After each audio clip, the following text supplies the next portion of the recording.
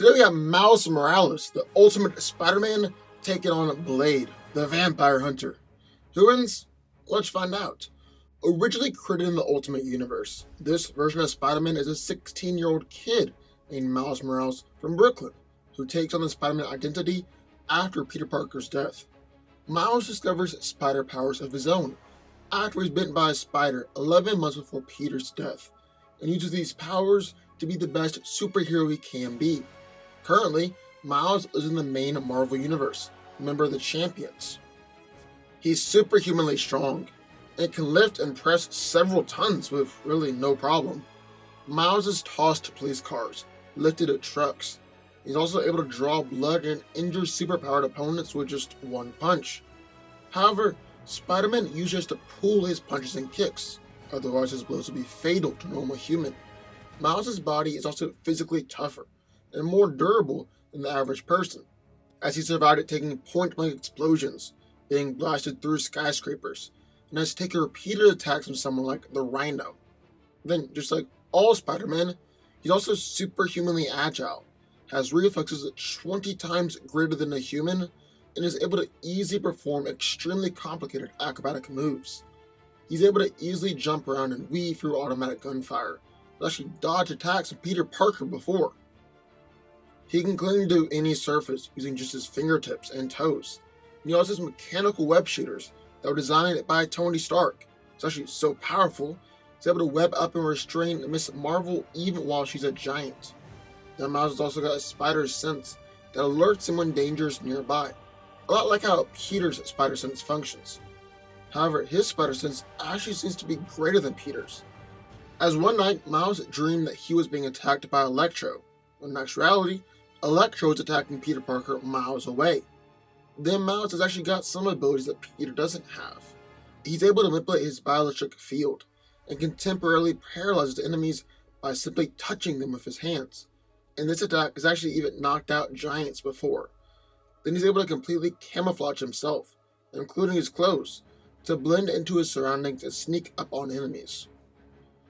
And then in the corner of Blade, a human vampire hybrid with all the strengths but none of the weaknesses of a traditional vampire, Blade has dedicated his life to destroying the occult world of vampires and all who associate with them. Due to his mother being bitten by a vampire while she was pregnant with him, Blade displays unique abilities. Can't become a vampire by normal means, but doesn't have a strong thirst for blood. However, rather than actually consuming blood, he injects himself with a specially designed serum that provides the same nourishment. Blade possesses superhuman strength, and while his exact limit isn't necessarily specified, he can lift at least 2 to 5 tons. He's been able to overpower a vampiric Spider-Man, jump hundreds of feet in the air, and easily behead vampires with his bare hands. He has superhuman speed, can easily dodge gunfire, and has an ability called Flash Step, where he moves so fast that it looks like he teleports. Thanks to his vampiric nature, he possesses a form of immortality, is incredibly durable to physical attacks, and he has a healing factor similar to Wolverine.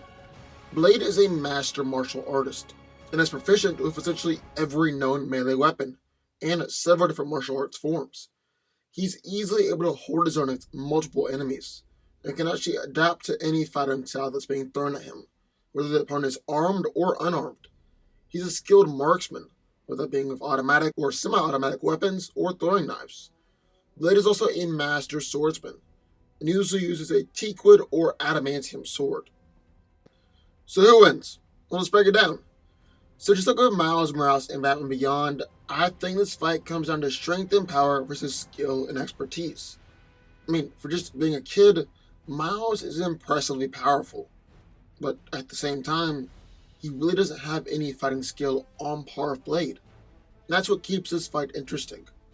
However, even though it's more of a power versus skill fight, these two heroes are kinda close physically. I would say that Miles is stronger than Blade, but the vampire hunter is still able to lift anywhere from 2 to 5 tons. I've even occasionally heard people put his strength as high as 10 tons. But I honestly think that's a bit overblown and outside his normal range. However, even though Miles is stronger, I don't think it's a determining factor in this fight. For starters, the strength gap would only directly be seen if the fight comes down to a wrestling or grappling contest, like in the ancient Greek Olympics or just in a straight up brawl, where the two are swinging away with no thought behind it. Well, let me rephrase it. So, yes, strength is important. And yes, Spider Man will be able to pack more power behind his punches. However, at the same time, Blade is really much more skilled and can mitigate a lot of the damage done by Miles through things like blocking, strike deflection, and just superior technique. That's what I mean by strength not being the determining factor in this fight.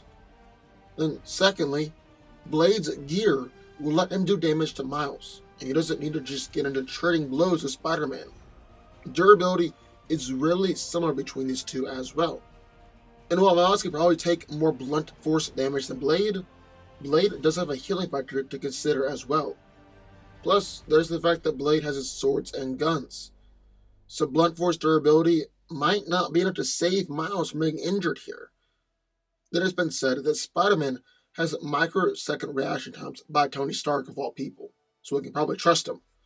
And that might make it seem like he's a lot faster than Blade. Not true. Blade has showed some impressive speed throughout the years, to the point where if there is a speed gap, it won't really matter, and Blade isn't going to be outpaced to any notable degree. I mean, the guy's easily reacted to and dodged bullets after they've been shot, moved so fast that it actually appears as if time has slowed down, is able to move it so fast that he essentially disappears right in front of you, and probably most impressively, Blade is able to keep pace with a vampire Spider-Man who is trying to kill him. And I mean, Miles is really only able to keep up with a regular Spider-Man for a little while. And that's just talking about physicality. So it's looking like Blade is still able to hang with Miles in that area. And Blade is a much more skilled fighter on top of that. I mean, I don't think anybody out there is really going to be able to make an argument that Miles is a more skilled fighter than Blade. I just wouldn't even try, because it can't be done. But just in case you don't believe me, Blade has shown he knows fighting styles like Krav Maga, and has proven he's able to easily adapt to pretty much any fighting style being thrown at him, whether the fighter is armed or unarmed. And Blade doesn't just fight hand to hand, but he carries guns, throwing knives, and swords into battle as well. Now, I don't know how effective bullets and throwing knives will be against a Spider-Man, especially given how agile Miles is, and his incredible spider sense to boot. I mean, the kid has easily weaved and danced around automatic gunfire before like it was nothing. However, Blade is an excellent shot, and might be able to squeeze in a lucky shot like how Punisher shot at Spider-Man before. But for the most part, Miles would not be able to dodge those bullets. However, it's really the sword that I want to focus on here. Because with Blade's speed, he can actually swing his sword faster than a bullet, believe it or not.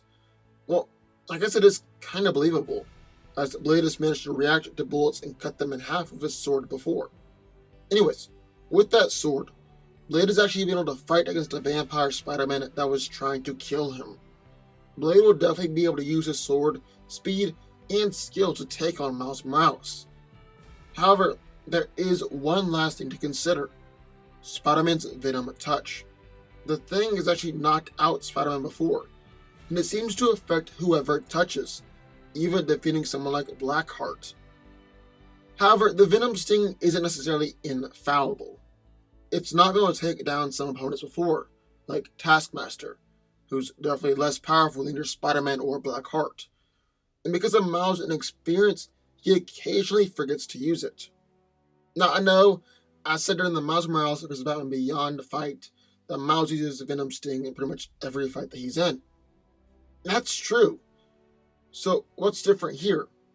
Well, the thing is, usually he remembers it in the nick of time, or an extremely powerful attack will jog his memory. But honestly, that just doesn't scream winning a 5 out of 10 or 6 out of 10 majority to me against Blade. Especially when considering Blade's superior skill and pretty much equal physical ability. I think Miles is just a bit too outclassed here, and Blade is taking home the victory. But what do y'all think? I would love to hear your thoughts, so sound out down in the comments down below. Also, be sure to subscribe button. More videos just one every single week today, and I'll see you next time.